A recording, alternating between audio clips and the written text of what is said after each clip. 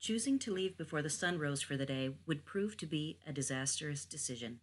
It was quite dark when we pulled up stakes and began the day's journey.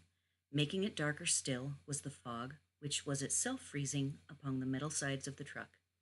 Traveling the 300 feet from the one night campground to the stop sign on I 84 was uneventful. Close to a full minute was spent peering into the fog looking for approaching headlights. Taking off from a dead stop pulling a fifth wheel is lacking the thrilling experience of acceleration.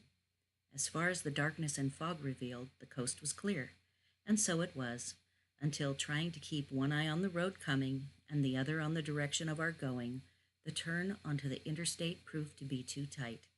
In the light of day, absent the fog that would lift in an hour, the situation could easily have been avoided.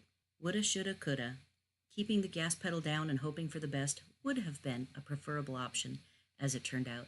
Having stopped with no headlights visible in order to pull off a course correction could have worked out. It did not. The scenario in which waiting for the light of day, no matter how gray, should have been chosen is now more than a little obvious.